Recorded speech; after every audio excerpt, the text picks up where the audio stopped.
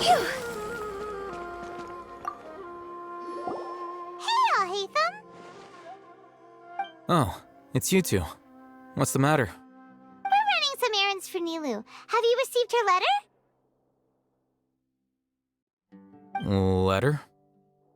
Nilu said she sent out a letter inviting everyone to a celebration feast in 2 days at the Grand Bazaar. We'll also be celebrating Zaino's reinstatement as General Mahamatra. If she addressed the letter to Alhaitham of the Academia, then the letter should have gone to my office. I've been busy these days, so I haven't had time to check for any new mail at my office. I only now have some free time to attend to personal matters. Have you always been so busy with your work? Of course not. I'm only busy these days because several sages have been dismissed recently and the whole Academia was practically turned upside down. Kainari told us they all went to train in the Avidia Forest. Apparently they will spend the rest of their lives there. That is already the best possible ending for the likes of them. 4 of the 6 great sages were possessed by their desire for power and attempted to create a new god. In order to pull it off, they even imprisoned the other 2 rational sages. To imagine such things could take place in the Academia. I don't know where to begin. Yeah, you're right. Huh. Feels kind of strange to hear them called that after all this time. But then again, the 6 great schools sounded pretty impressive too. Yes, at least that's how they're supposed to sound.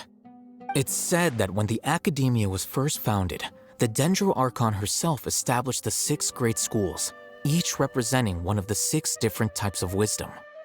Numerous Darshans have sprung up and faded. Only the 6 Darshans attaching themselves to the 6 great schools have stood the test of time and obtained permanent seats in the Academia.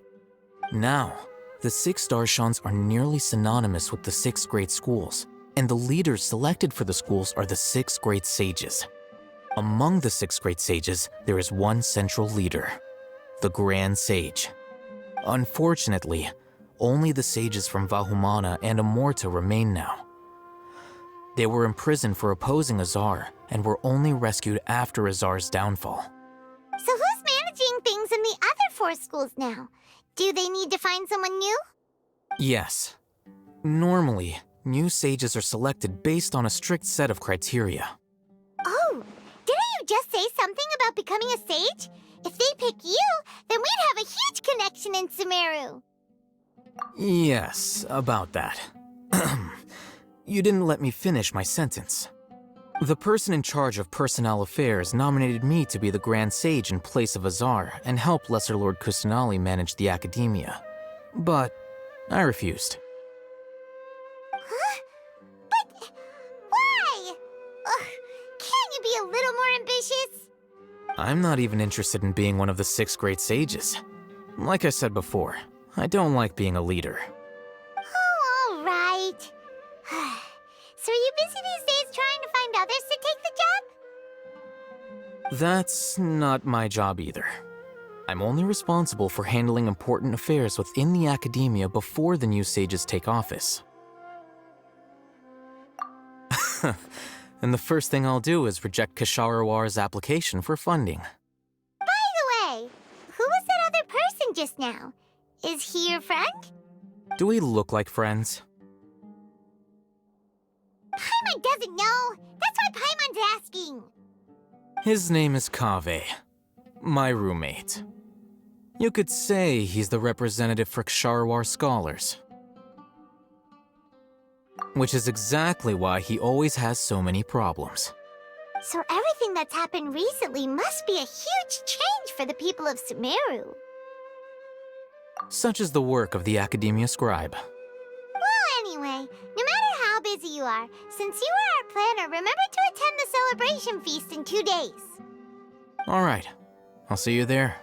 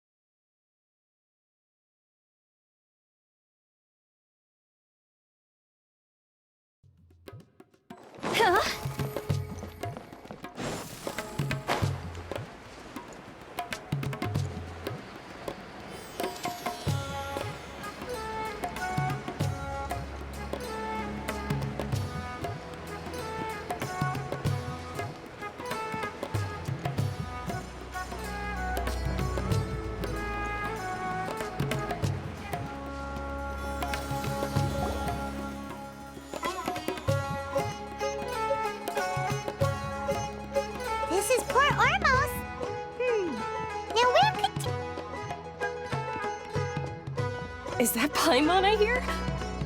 Huh? Oh, it's been a while. How are you doing?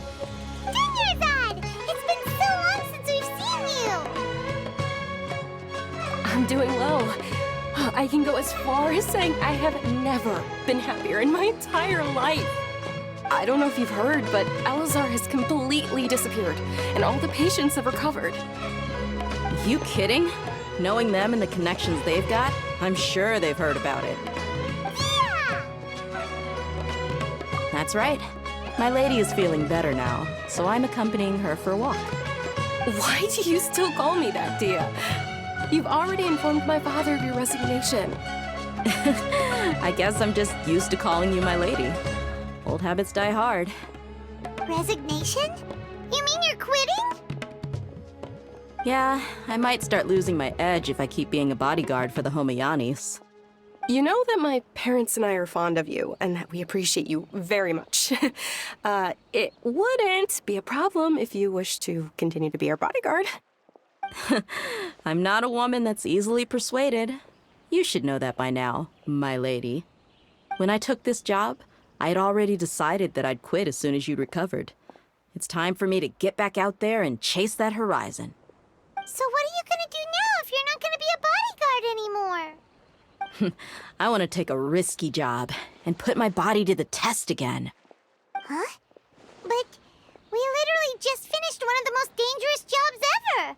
Are you getting bored already? I know. If I hadn't joined in that plan with you, I wouldn't have come up with this idea.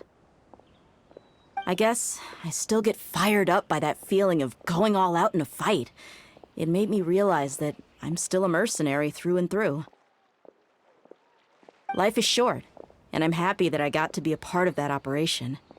But the whole thing also made me realize that there are still many problems in Sumeru.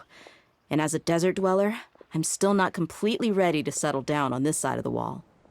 Well, I remember a friend had someone bring you a message. You mean I'll hate them?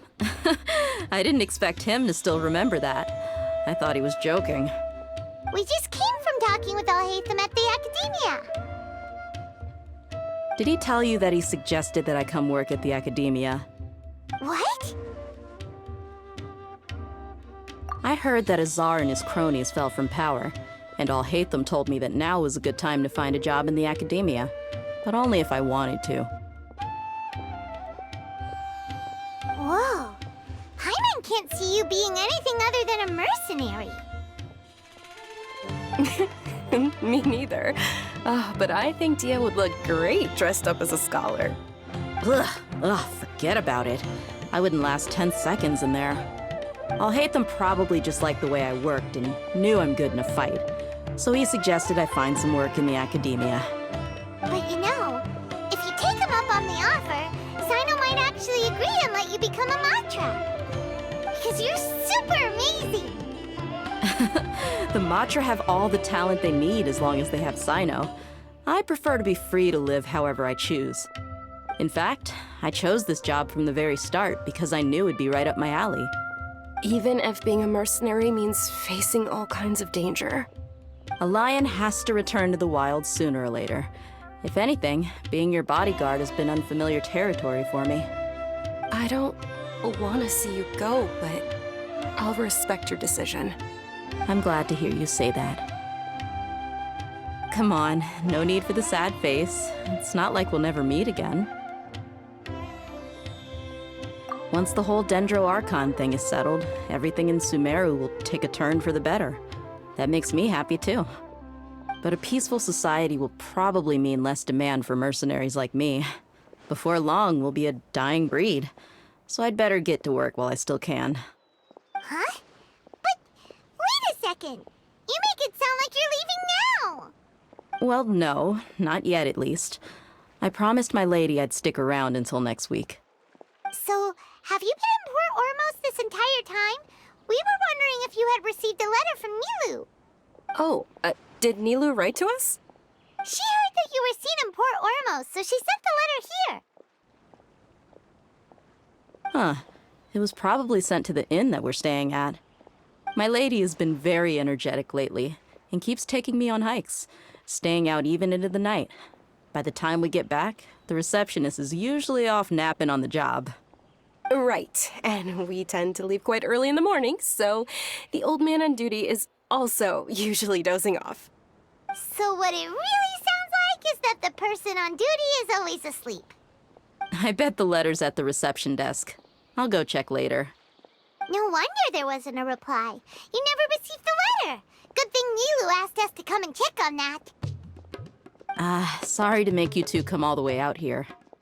It must be something important for Nilu to specifically write to us like that.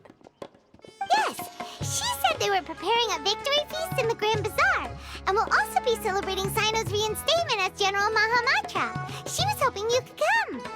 Great! I'll be sure to attend. Count me in too.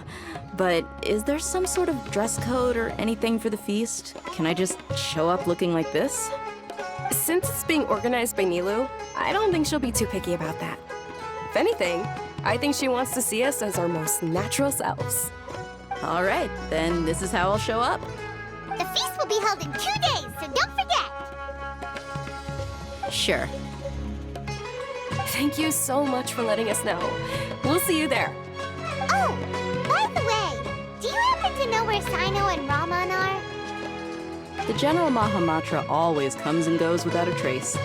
Normally no one knows his whereabouts. Oh, But last time we met, he mentioned that he had something to do in Aru village. You can try your luck there. As for Raman, your guess is as good as mine. I only remember he said that he had something to discuss with Sino. You can ask Sino when you meet him. Don't mention it. You better get going. all right, on to our next stop.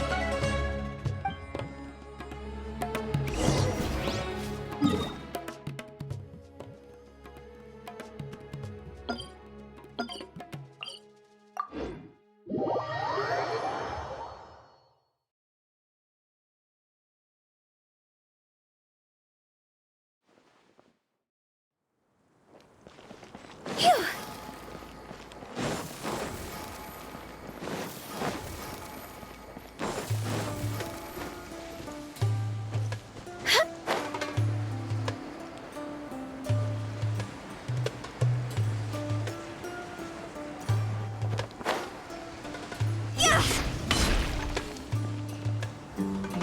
It's been a while since we last visited Aru village. Ah, there's Sino!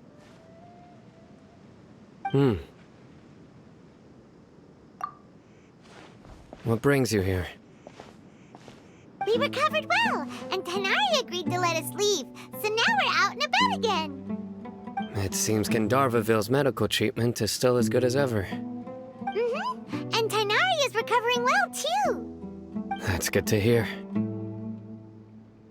Yeah, you're the one who brought us to him when we lost consciousness, right? Thanks for that. You're welcome. Tainari has excellent medical skills, and Kale is quite attentive. It was the best place for you. But why are you just standing here like a dead tree? I'm meeting some people. Oh, you mean Candace? I've already talked with Candace and the village chief. They're still at the usual place. You can go there if you'd like to see them. But you know one of the people I'm meeting as well. Oh, by King Deshret's blessing, my friend suddenly appears in the desert. Don't tell me you've run into trouble and need us to help now. Raman! And... huh? Sataria? Oh, you know me? Oh, well, you're pretty famous in the academia. Don't worry, these are our friends. No need to be so guarded. I see. I'm doing well. Many good things have happened recently. Same here. Really, I feel that my whole life has started to shine after suddenly finding a new direction. Oh, tell us everything. Yeah, you go ahead. Alright, well, I suppose I should start by saying I've decided to leave the academia. What? It's not that I've given up on being a scholar. Instead, you could say I've found a new identity. I will no longer pursue research like a typical scholar, but I have not completely given up on my relationship to knowledge either. I can see what you're saying now. What do you mean? I plan to leave the academia and return to teach here in the desert. Wow, so you want to become a teacher? Sataria will return to support education here and teach people from the desert. She can't teach everyone on her own, but there are many of us Eremites all over Sumeru. She came to discuss a collaboration with me and hoped that I could bring her ideas to the Eremites. Yes, it's my hope that the Eremites can help me select a group of smart people with the best aptitude for teaching. I'll teach them, and after they've finished learning from me, they can go educate more people. That is the true meaning of education and the spreading of knowledge. The people of King G.I.X suffer from sandstorms, exile, and ignorance. Miss Sataria is more than welcome to come teach here. Her arrival is like a star shining in the desert night. The stars have always guided caravans, thieves, soldiers, and travelers who get lost in the night. They lead those in the dark out of trouble and back to safety. Oh, please, where's all of this coming from? I'm starting to feel a little embarrassed. You deserve these compliments. Mercenaries are accustomed to danger and don't fear death, which is why we recognize extraordinary actions that common people would easily overlook. Sataria's idea will bring much good to many people. At first, I feared it was destined to fail. Everyone knows that the academia doesn't allow scholars to teach in the desert without permission. As you know, all knowledge is under their surveillance and control, and very few desert dwellers are as lucky as me. But what I heard at that time has been haunting my heart, as if there were lightning bolts constantly bombarding my soul. Sataria, you tread a treacherous path, and the longer you ignore it, the tighter the academia's grasp on you will become. Sataria, why haven't you gone home? Never forget that the desert that belongs to you lies elsewhere. Miss. These words sparked something in me, and I knew that I had to bring something back to my people after going home. I gathered up the courage to approach the Grand Sage, only to find that he was no longer at the academia. Lord Sino told me that Azar didn't belong there anymore. Azar has received much-needed punishment. Though, if you ask me, it may have been too light. You probably have already heard. Lord Sino helped me obtain permission to leave the academia for the desert, and accompanied me here to discuss collaboration with members of the Eremites. My plan was able to go smoothly thanks to him and Rahman. You're all doing so much for the desert. Aside from that, I also have some other business to discuss with Sino. Lesser Lord Kusanali has allocated many resources to support and develop the desert. I've done some business for her, and part of it required the assistance of the Eremites. I applied for a few batches of educational materials from the academia, and sent them to several groups in the desert, as instructed by Lesser Lord Kusanali. I believe the people will make good use of them. That's exactly what the people here need. Physical books and other related items. If it weren't for Sino and Lesser Lord Kusanali, I'm afraid we'd never be able to get our hands on them. Apart from this, the academia is also recruiting scholars that are willing to teach in the desert. I'll let you and Sataria know as soon as I have any more news. We must be persistent about this, and maintain these resources to ensure long-term effectiveness. This is the first time in hundreds of years we've had a glimmer of hope. I think this may be the turning point for the desert. Remember these words. Here lies our faithful priest, Kasala. His wisdom is a miracle among the people, deserving of high praise and admiration. I hope people with wisdom like that priest will rise again among the desert dwellers.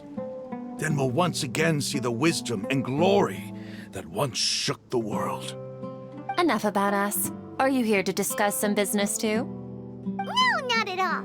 We're actually here on behalf of Milu. Neva wanted to write to everyone, but she wasn't sure where the letters should be sent, so she asked us to come find everyone personally.